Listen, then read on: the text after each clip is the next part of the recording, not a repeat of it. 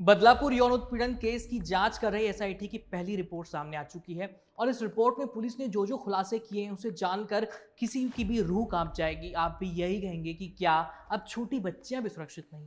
SIT की report में कई शर्मनाक खुलासे हुए हैं। मैं सभी पॉइंट्स को सिलसिलेवार तरीके से आपके सामने रखता हूं। पहला, दोनों छोटी बच्चियों का हाइमन टूटा हुआ पाया गया। दूसरा, पिछले 15 दिनों में दोनों बच्चियों के साथ कई बार यौन उत्पीड़न किया गया। तीसरा, यौन उत्पीड़न की घटना की रिपोर्ट दर्ज करवाने में स्कूल ने देरी की।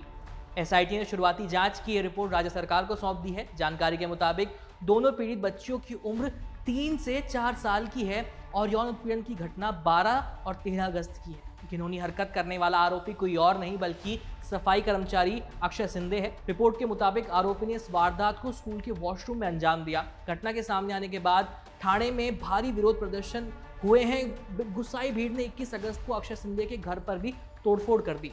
भारी विरोध के बाद राज्य सरकार ने 2 सदस्यीय एसआईटी का गठन किया था। इस एसआईटी की अध्यक्षता कर रही हैं पुलिस महानिरीक्षक यानी आईजी आरती सिंह और एसआईटी ने पीड़ित बच्चियों, उनके पेरेंट्स और स्कूल स्टाफ के बयान दर्ज कर लिए हैं। टीम इस बात की भी जांच कर रही है कि क्या आरोपी ने स्कूल के दूसरे बच्चों के साथ भी ऐसा ही घिनौना काम किया था।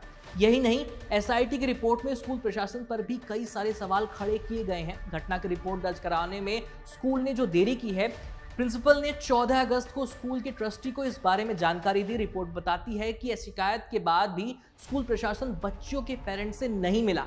इसके अलावा जिस अस्पताल में बच्चियों को ले जाया गया वहां 12 घंटे तक उन्हें देखा नहीं गया, इसलिए उनके मेडिकल में देरी हो गई। आरोपी अक्षय सिंधे के बारे में एसआईटी ने रिपोर्ट में बताया कि उसने 1 अगस्त को संविदा पर काम शुरू किया था और इतना ही नहीं, वो बिना आईडी कार्ड के ही महिलाओं के टॉयलेट में भी जा सकता था, उसको इसकी इजाजत थी। रिपोर्ट में यह भी लिखा गया कि वह आदतन अपराधी मालूम पड़ता है।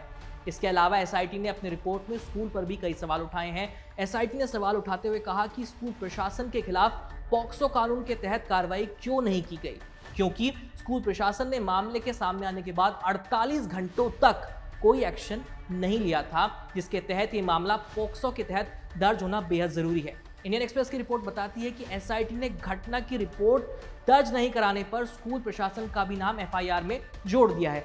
पॉक्सो कानून की धारा 21 के तहत एफआईआर में स्कूल के प्रबंधकों, प्रिंसिपल और टीचर को भी आरोपी बनाया गया है। ये कार्रवाई बॉम्बे हाई कोर्ट के निर्देशों के बाद हुई है। कोर्ट ने इस मामले पर स्वतः संज्ञान लिया था।